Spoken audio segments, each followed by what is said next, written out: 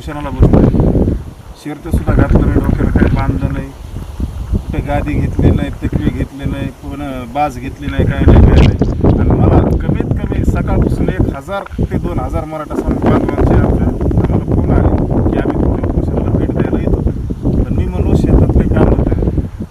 आपला आज मराठा हा वर्ग शेतकरी वर्ग जास्त, त्याच्यामुळं जे शेतातले काम दागुटीचा टाईम आहे, मी त्यांना सर्व सांगितलं तुम्ही येऊ नका, काय नका, मी उपोषणाला बसणार आहे. मला जे काय बघायचं तुम्हाला तुम्ही मोबाईलमध्ये बघता ना, मी तुम्हाला इथं आणून माझं वर्चस्व दाखवून मला काय भेटणार आहे. त्याच्यामुळं मी काय म्हणतोय, आता हे जे मनोज जरांगे बसलेत उपोषणाला, डोक्याला गमजा बांधलाय, तकवे घेतले, तर बाजीवर बसले, तर समाज साईटनी सारा, आणि ते बिचारे हे त्यांच्या डोक्याला कुठं बांधलेलं नाही, काय नाही. आणि हे बांधून पिंधून बसले, तर विखे पाटलांनी ती टोपी घातली. समाजाला गुण नाही का लागत? तुम्हीच एकटे बसले. तर माझं म्हणणं असं आहे, जोपर्यंत तुमचा जे आरक्षणाचा लढा आहे ना, जोपर्यंत समाजाला आरक्षण भेटत नाही तोपर्यंत उठूच नका. आणि जेव्हा आता सगळे सोयरे निघत नाही, सगळे सोयरे कितीत विकला हे शब्द. मराठा कुणबी एक आहे, हा जिहार हे तुम्ही का बोलत नाहीत आज? ह्याची किती सेटलमेंट झाली? सरसकट आरक्षण हा मुद्दा कुठे गेला? आता हे मुद्दे सर विसरून गेले ना. ज्या आरक्षणाचा समाजाला फायदा होता, ACBC असेल, EWS असेल, हे 2 आरक्षण मराठा समाजाच्या फायद्याचे होते. आणि आज हे आरक्षण मराठ्याचं गेलं, तर आज मराठ्यावर एवढा बेकार टाईम आला आहे. हे 10% आरक्षण. महाराष्ट्राची लोकसंख्या किती? 13 कोटी. 13 कोटीतून 8% मुस्लिम समाज धरा. 8% मुस्लिम समाज धरा, 80 ते 90 लाख मुस्लिम समाज असेल. तर त्याच्यातून बी काहीतरी 35 जाती मुसलमानातल्या OBC मध्ये, तर समाज राहिला किती त्याच्यातला? 4% ना, 3-4% समाज राहिला. तर आज त्या 3-4% समाजाला EWS आरक्षण 10% आरक्षण खायला भेटतंय. आणि आपले लोक काय म्हणतात, कुणबी आम्हाला OBC पाहिजे. अरे पण ते EWS आरक्षण फक्त 3-4% समाजच खायला लागला ना. 10% आरक्षण जे आपलं आरक्षण होतं, आज सर मुसलमानाचे समजा असे टोटल जे आजपासून जेवढे EWS मध्ये लागलेत, सगळ्यात जास्त म्हणजे मुस्लिम समाजच लागले. आणि सगळ्यात जास्त नुकसान हे मराठा समाजच झाले. हे मराठा समाजाच्या लक्षात येणार नाही, आणि एक दिवस येईल, पण त्यावेळेस वेळ निघून गेलेली असेल. ते सारखंच समाजाला सांगतात की मी आता यावेळेस खरंच कुंकू पुसून आलोय. खरंच ते कुंकू पुसून आले असतील का? ते नाही, आता कुकू तर लय वेळेस पुशील आहे ना. आता मुंबईला जाताना मी म्हणले आलो तर तुझा आणि गेलो तर समाजाचा, कुकू पुसून तयार राह. अरे कुकू कवर पुसतात, त्या बी आमच्या बहिणीचाच माता मावली. पण असं माऊलीचा कुकाचा अपमान करू नका. आणि हे तुम्हाला डायलॉग आता सोबत नाही, हे पांचट झालाय.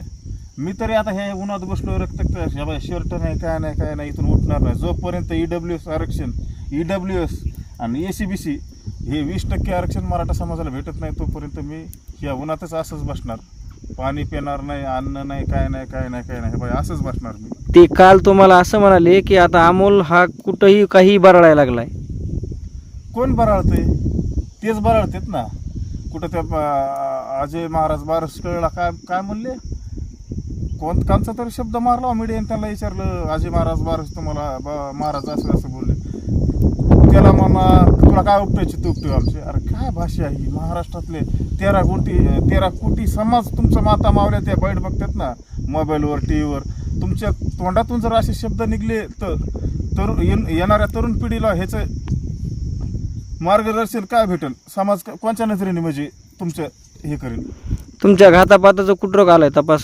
ते स्वतः पुन्हा म्हणले तर डबल चौकशी लावा, काही लावली का शासनाने या संदर्भात चौकशी? माझी बी मागणी ना, ह्या उपोषणात माझी मागणी स्वट्टी टीम मनोज जरांगे आणि अमोल खुनीची नार्को टेस्ट आणि SIT चौकशी होण्यात यावी. त्याच्यात जर मी दोषी जर आढळलो तर मला सरकार जी शिक्षा देईल ती मी भोगायला तयार आहे. माझा समाज जी मला शिक्षा देईल ती मी भोगायला तयार आहे. आणि त्याच्यात जर खोटा गुन्हा सिद्ध झाला तर मग ह्यांना बी सुट्टी नाही. ह्यांना बी आहे का बेकार शिक्षा, जी दुबईला, इराकला ते तिकडे आहे का शिक्षा, तशी शिक्षा ह्यांना देण्यात यावी. सुट्टी टीममध्ये कोण कोण आहे नेमकं? छोट्या टीममध्ये लय मोठे ते टोटल लाभार्थी टोळी तर काय आता सारेच कशाला नाव, काही सारी छोटी टीम आहे लय मोठे ते 20-25-30 जण आहेत ते छोटे. आणि हे सगळे सोयरे मराठा कुणबी हा शब्द आता निघत नाही पाटलाचा. ह्या शब्द म्हणजे काय विकला का कितीमध्ये डील झाली हे काय कळनाच मला. आणि असे स्टंट समाजाला कुठंतरी आहे का, समाजाचं वाटोळ होतं असं स्टंटने.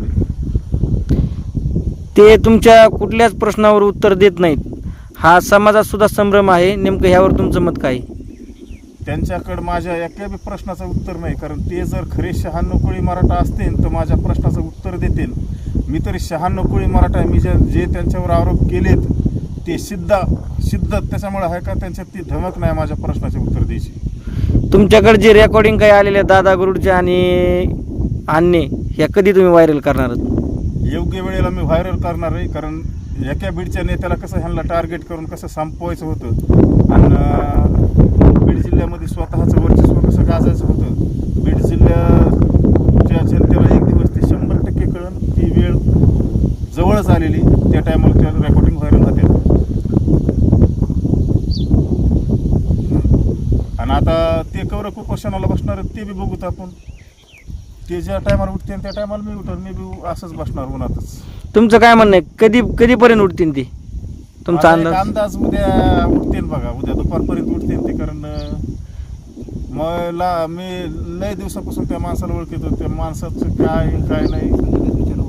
आता आज संध्याकाळीच विचार चालू उठायचा, पण आता बघूत आता कवर उठतील तर. पण आज संध्याकाळी किंवा उद्या 9-10 वाजता